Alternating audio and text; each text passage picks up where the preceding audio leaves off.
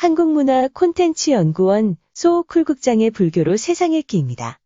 소호쿨극장은 일주일에 3번, 매주 화요일, 토요일 그리고 일요일 오전 10시에 이야기를 올립니다. 임진왜란 때 구례 화엄사의 대표적 정각인 장육전이 외놈들의 방화로 불타 없어집니다. 화엄사 근처에서 구걸하던 거진오파가 장육전 중창의 화주가 되고 싶다는 원력을 세운 후 다음 생을 기약하고 스스로 물에 빠져 죽습니다. 이러한 전생의 인연은 금생의 영조대왕으로 연결됩니다. 오늘은 그 사건의 숨은 이야기입니다. 구독과 좋아요 부탁드립니다. 좋은 글로 보답하겠습니다. 그러면 시작하겠습니다. 전남 구례군 지리산에 있는 화엄사는 신라 진흥왕 5년의 영기조사가 창건한 절이라고 전해진다. 화엄사의 모든 건물은 임진왜란 당시 왜군의 방화로 일시에 불타 없어지는 비운을 맞이하게 된다. 이때 화엄사의 대표적 정각인 장육전도 불타게 된다. 조선 제19대 왕 숙종임금 시절에 계파화상이라는 스님이 장육전 중창의 일을 맡았는데 숙종이 그 비용 일체를 부담하고 직접 각황전이라는 이름까지 지어서 하사한 일이 있었다. 불교 암흑기인 조선시대에 임금이 손수 정각을 건립해주고 정각의 이름을 지어서 하사한 것은 우리나라 역사에서 아주 특별한 경우이다. 여기에는 위대한 임금 영조대왕과 관련한 남모르는 이야기가 숨어 있다. 어느 날 밤 계파선사가 장육전 중건을 위한 간절한 기도를 하고 있었는데 비몽사몽간에 금빛 광명에 둘러싸인 문수보살이 나타나서 말하였다. 계파선사여, 큰 불사를 성취하려면 그 불사와 인연 있는 진실한 화주승을 선발해서 그 화주승이 복 있는 시주를 만나야 하느니라. 꿈속에서 계파선사가 문수보살에게 물었다. 진실한 화주승을 어떻게 해야 찾을 수 있겠사옵니까? 문수보살이 답했다. 찾는 방법을 알려주겠다. 우선 물을 담은 항아리와 밀가루를 담은 항아리를 준비하라. 먼저 물항아리에 손을 담근 다음에 밀가루를 담은 항아리에 손을 넣어서 밀가루가 손에 묻지 않은 승려가 장육전 중건과 인연 있는 진실한 승려이니라. 다음 날 선사는 대중스님 모두에게 문수보살의 계시를 전하였다. 꿈 이야기를 들은 대중스님들은 꿈 그대로 실행하기로 하였다. 사시마지 때 대웅전에 항아리 2개를 준비하고 선사가 말했다. 만일 물 묻은 손에 밀가루가 묻지 않는 스님이 있다면 산승과 함께 장육전 중건불사 문제를 의논할까 하는 바이요. 산내 처녀대중이 차례대로 스님의 지시를 시행하였으나 밀가루가 손에 묻지 않은 스님은 없었다. 마지막으로 공양주 스님만 남았다.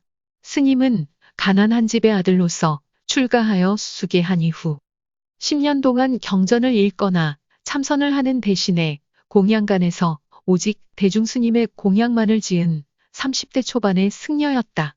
그 스님은 자신이 그런 장소에 끼일 만한 깜냥이 안 된다고 스스로 생각하고 아예 나타나지도 않았다.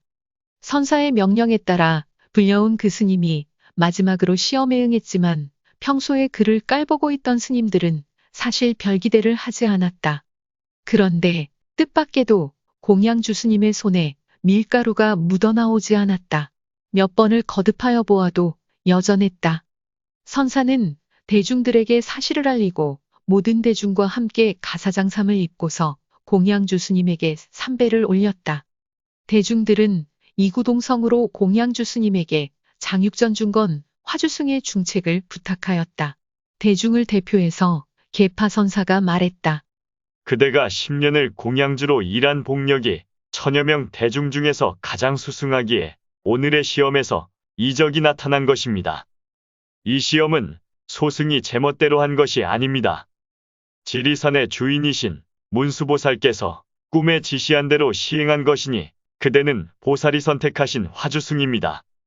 부디 힘을 다하여 장육전을 중건해 주기 바랍니다. 공양주는 울고 싶었다. 밥 짓는 재주 이외에는 하나도 할 줄 아는 것이 없었기 때문이다. 한문을 몰라 경전을 읽지도 못했고 선방에서 참선 수행한 적도 없으며 말재주도 없고 아는 사람도 별로 없는데 장육전 법당을 중건하는 화주가 되었으니 참으로 난감한 일이었다. 공양주는 계파선사에게 가서 호소했다. 스님, 이 일을 어찌하면 좋겠습니까?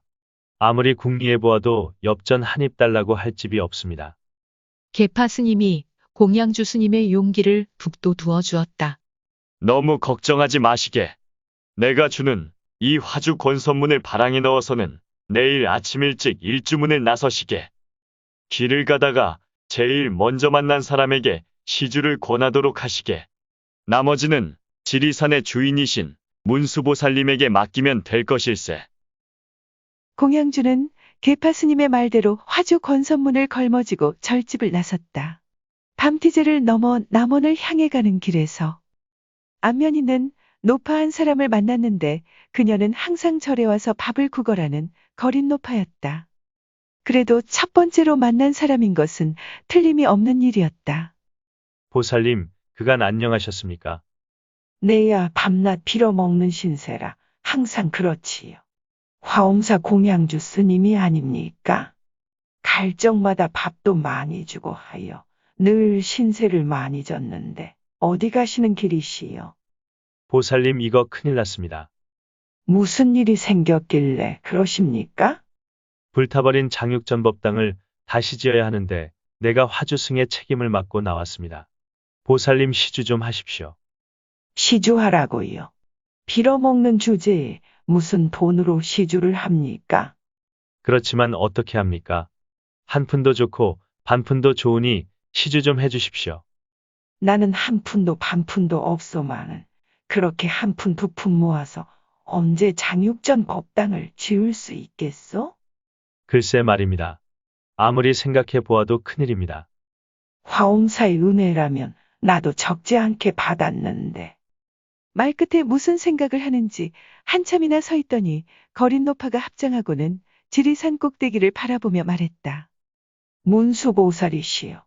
다음 생에 왕궁에 태어날 수만 있다면 장육전 불사를 반드시 이루겠습니다. 저에게 가피를 내려주소서. 거진노파는 수십 번 땅에 엎드려 절하면서 외더니 호련 지리산 깊은 계곡 아래로 몸을 던져버렸다. 그 모습을 지켜보던 공양주는 깜짝 놀라 거진오파가 떨어진 곳을 바라보았다. 죽었을 게 틀림없었다. 화주승은 살인자로 몰릴까 싶어 겁을 먹고 입속으로는 나무아미탑을 마하바냐 바라미를 계속 염송했다. 그러면서도 사람의 눈을 피해 얼른 그 자리를 떠나 멀리 도망쳤다. 아무리 생각해도 화엄사로 돌아갈 염치가 없어서 거린이 되어 조선 팔도를 헤매는 가운데 그럭저럭 4, 5년의 세월이 지났다. 어느 봄날이었다. 한양에 기어들어가서 헤매고 다니던 화주승은 궁성박 담 밑에서 낮잠을 자고 있었다. 이때 숙종대왕이 왕자를 낳았으나 5살이 되었는데도 왕자는 왼쪽 손 하나를 펴지 못하고 있었다. 대왕은 왕자가 몹시 측은하고 걱정이 되어 하루도 마음 편할 날이 없었다. 그러다가 어느 날 밤에 꿈을 꾸었는데 어떤 신불이 나타나서 말했다. 내일 오후에 궁성박 담 밑에 가보면 잠자는 거지가 있을 것이다. 그 거지를 데려다가 왕자에게 보이면 주먹이 펴질 것이니라. 아침에 생각해보니 비록 꿈속일이지만 아무래도 범상한 일이 아닌 것 같았다. 그래서 별감을 불러 오후에 궁성박 담벼락 밑에서 자는 거린이 있거든 데려오라고 분부했다. 명을 받은 별감이 궁성 밖으로 나가서 담 밑을 돌다가 누워 자는 거린을 발견하고는 대궐로 데려갔다. 왕자가 거린을 보더니 펄쩍펄쩍 뛰며 반가워하였다. 우리 스님이 이제야 나를 찾아왔네. 놀라운 것은 거린이 왕자의 오그라진 왼손을 보고는 만지니 손이 굽혀지고 성한 손이 된 것이다. 더더욱 놀라운 것은 펴진 손바닥에 장육전이라는 글씨가 선명하게 쓰여 있었다. 이 광경을 본 왕은 하도 신기하여 하문했다. 너는 어느 곳 사람이냐? 전라도 지리산 화엄사에 공양주로 있었던 중이올시다. 중인데 어찌하여 봉둔한 발로 머리를 기르고 거짓골을 하고 있느냐? 중의 신분으로는 한양에 들어올 수가 없어서 머리를 길렀고 옷은 빨아입을 수가 없어서 남루하게 되었습니다. 어찌하여 이곳에 들어온 줄 너는 아느냐? 사람을 죽인 죄인이라 상감마마께서 벌을 주시려고 데려온 줄 알고 있습니다. 불승의 말을 듣고 기가 찬 임금이 말했다. 네가 사람을 죽였다니 어찌하여 죽였단 말이냐? 숨김없이 말하라. 왕의 명령에 화주승은 자초지종을 털어놓았다. 직접 제 손으로 사람을 죽인 것은 아닙니다마는 왕이 불승의 말을 듣고 따져보니 노파가 지리산 계곡에 몸을 던져 죽은 날이 바로 왕비가 태몽을 꾸던 그날이었다. 그때 왕비가 꿈에 어떤 노파가 물을 뒤집어 쓰고 와서는 벌벌 떨면서 하룻밤만 재워달라고 했다고 왕에게 말한 적이 있었다. 숙종임금은 비밀리에 화엄사에 암행어사를 보내어 조사하였는데 모든 일이 그 불승의 말과 같았다.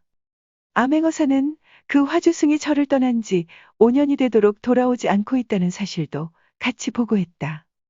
숙종임금은 그 거린 노파가 화엄사 법당을 짓기 위해 물에 빠져 죽고 수건을 이루기 위해 왕자가 되었다는 사실도 알았다. 숙종은 감격하여 장육전 중창 비용을 바로 하사하였다. 장육전 중창에는 왕자인 연인군의 앞날을 축원하기 위해 엄청난 물력과 인원이 투입되었다. 장육전이 완성되자 숙종은 친히 정각의 이름을 각황전이라고 지어 하사했다. 각황전은 깨달은 왕, 즉 부처님이 계신 곳이라는 의미가 있고, 다른 한편으로는 조선의 왕, 즉 숙종임금을 깨우치게 한 곳이라는 뜻도 있다고 전해진다. 들어주셔서 고맙습니다. 용어 해설에 올리겠습니다. 장육전은 부처님의 몸을 일컬어 장육금신이라 말합니다. 그러니까 장육전에는 석가열의 크기의 장육 금색 불상을 봉안했을 것입니다. 문수보살은 대지문수사리보살의 준말입니다. 문수보살은 대승불교 문화권에서 최고의 지혜를 상징합니다. 문수보살은 보현보살과 함께 비로자나불의 양쪽 협시보살이 되어 삼존불의 일원을 이루고 있습니다. 보현보살이 실천적 구도자의 모습을 띠고 행동할 때 문수보살은 지혜의 좌표가 되었습니다. 지리산은 대지문수사리보살의 명호에서 지와 리를 따서 이름 지었다고 합니다. 문수보살은 절집에서 최고로 지혜로운 분이니 지리산은 지혜의 산이라고 할 수 있습니다. 사시는 12시의 여섯째 시입니다. 현재의 시각으로는 오전 9시부터 11시까지입니다. 맞이는 부처님에게 올리는 밥입니다. 깜냥은 스스로 일을 헤아릴 수 있는 능력을 말합니다. 일주문은 사찰의 산문 중에 첫 번째 문입니다. 일반적인 건물과 달리 기둥을 한 줄로 세워서 이런 이름이 붙었습니다. 일주문의 현판에는 보통 산 이름과 절 이름이 쓰여 있습니다. 바랑은 불교 승려가 등에 지고 다니는 자루 모양의 큰 주머니입니다. 걸망이라고 탑니다. 가피는 중생의 기도를 통해 부처나 보살이 중생에게 힘을 주는 일을 말합니다. 봉둔한발은 머리털이 쑥대머리같이 헙수룩하게 마구 흐트러진 것을 말합니다. 참고 문헌 및 자료 출처 설명에 올리겠습니다. 서경보스님이 지은 책 윤회전생을 참고했습니다. 그리고 한국콘텐츠진흥원 문화콘텐츠닷컴의 기사와 사진도 빌렸습니다. 그리고 한국민족문화대백과사전, 한국민속대백과사전과 한국학중앙연구원의 기사와 사진도 빌렸습니다. 그리고 문화재청, 국가문화유산 포털, 그리고 문화포털, 예술지식백과 건축의 기사와 사진도 빌렸습니다. 다음 블로그, 행복의 샘터에서 지리산 화엄사의 기사와 사진, 그리고 옐로우의 블로그에서 그림과 지도로 보는 임진왜란의 사진도 빌렸습니다. 조선시대 화가, 김홍도, 신윤복, 김준곤, 김득신의 그림도 몇 점 빌렸습니다. 위키백과와 나무위키의 기사와 사진, 그리고 이리사마레프와 핀터레스트의 사진도 빌렸습니다. 소오쿨 극장입니다. 소오쿨 극장은 일주일에 3번, 매주 화요일, 토요일 그리고 일요일 오전 10시에 프로그램을 탑재합니다. 안녕히 계셔요. 고맙습니다.